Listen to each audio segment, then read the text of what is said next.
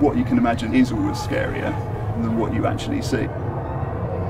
When I'm on my own in an unfamiliar place, I'm listening to see what there is around me. It's an instinctive thing that we all have. Your first line of defense when it comes to fight or fright is sound.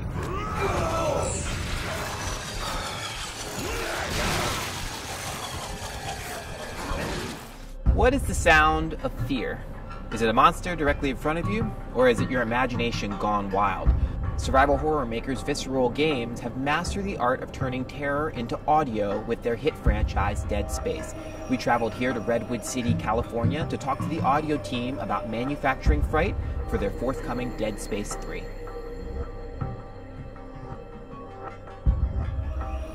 Dead Space follows an engineer named Isaac Clarke as he battles human corpses infected by a parasite known as necromorphs.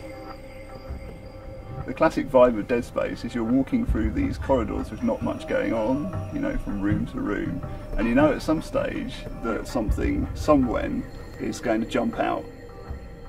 The sound of fear, to me, is all about building the tension before that moment happens. I believe that the Foley sounds, if they're right, you know, just the mundane sounds the characters make when they're moving around, it connects them with the world and it helps you to empathise with the world and believe the world. But I think this all goes back to creating a reality for the horror to exist in.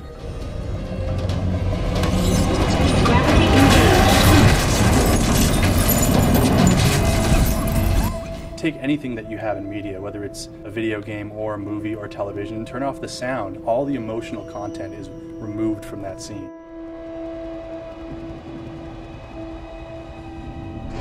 The audio is the component that will add to the immersion, or that really lets players believe that they're in a place, that allows them to get lost in what they're doing. Our sound designers for our games have to be aware that the player could be looking anywhere at any given time. That challenge means that if I'm going to put a bunch of stuff in the room, you know what? All this stuff better work and it all better have sound, because that's really going to add to the experience. So our audio team's done a bunch of different things over the years to kind of capture and create the sounds that we use in Dead Space.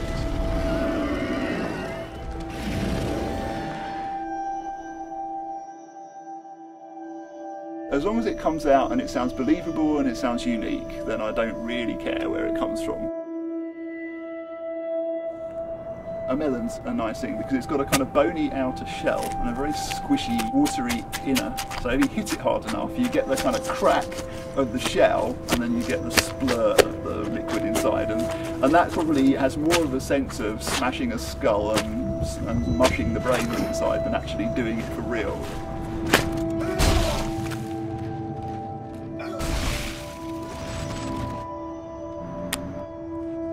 We do a lot of that. Snapping sticks of celery to get bone-breaking sound. Ready when you are, nice and hard. We wouldn't normally choose to record this kind of thing outside. The studio that we would normally record this is unavailable. It's been booked out by The Sims. On this game, for the necromorph stuff in particular, we've done a lot of voice recording. I started with a pretty heavily manipulated sample of one of my coworkers screaming down in our recording room.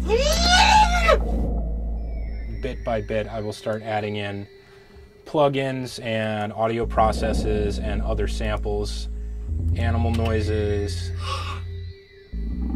little growls. It's the little stuff, right?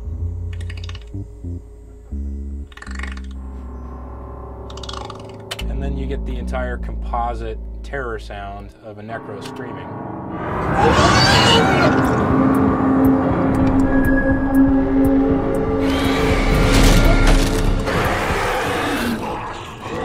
There's been a few things I've heard out in the world that unintentionally have made it into the game.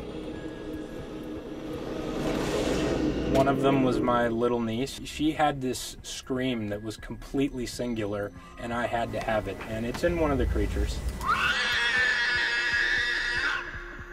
Pretty otherworldly. Fear's kind of tough in an interactive environment. One of the advantages that a horror movie has is you're controlling the timeline, whereas we have Isaac running around completely under the player's control. Obviously a lot of our game is scripted, we know exactly what we're going to do, but for parts of the game which are interactive, we have the fear system.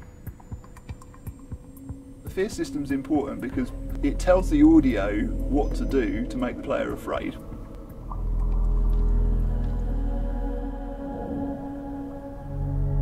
It controls the kind of physiological responses of Isaac, particularly you're aware of his breathing and his heartbeat. Up there in the top, we can see Isaac's fear value.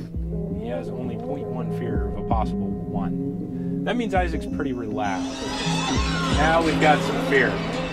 Music's louder, breathing is louder, heartbeat's in full rate.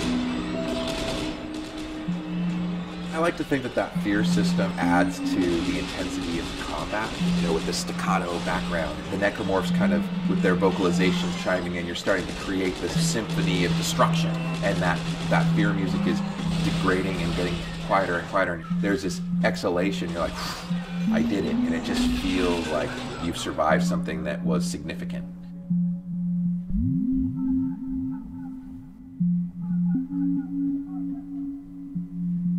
In the past, audio wasn't at the same fidelity level, it wasn't as complex, and it wasn't as capable. I think now people are starting to think of it as a real important component.